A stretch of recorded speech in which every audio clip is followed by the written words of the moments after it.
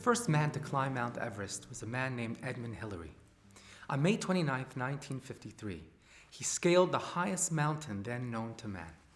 He was knighted for his efforts. But what's lesser known about Sir Edmund is that he actually failed on his first attempt to climb Everest 1 year earlier. A few weeks after his failed attempt, a group in England asked him to address its members.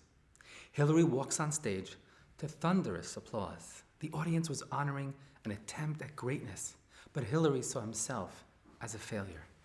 He moved away from the microphone. He walked to the edge of the platform.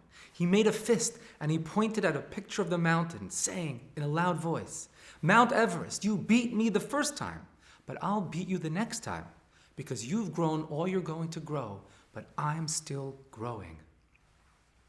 In his rousing declaration, Hillary encapsulated one of Judaism's greatest truths, namely that what distinguishes human beings from all other creations on earth is the uniquely human capacity for upward growth and change.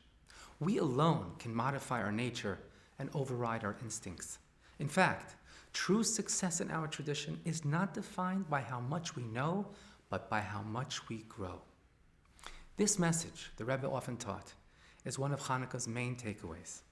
You see, according to Jewish law, even though on the first night of Hanukkah, one fulfills the mitzvah by lighting one candle, on the second night, lighting one candle is no longer enough. In order to fulfill the mitzvah, one needs to light 2 candles.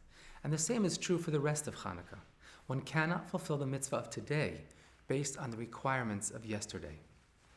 And the same is true for life. It may be tempting to define the scope of our present possibilities by the achievements of our past. Judaism teaches us, however, that our capacity and responsibility for impact isn't fixed but dynamic and must expand with each passing day. In the words of Rambam, one should always ascend with regard to holy matters. Every morning you wake up to is God's way of saying you have a new calling today. You aren't the same person you were yesterday. You have new strengths and opportunities for impact. And a day well lived isn't measured by how much we achieved by objective standards, but by how much of our personal abilities we maximize today. So as we light an additional candle tonight, I invite you to think of ways you can stretch yourselves spiritually, morally, and emotionally for the better. Let's choose one practical mitzvah we can add to our spiritual repertoire, which in turn will bring added light and positivity to our families, to our communities, and to the wider world.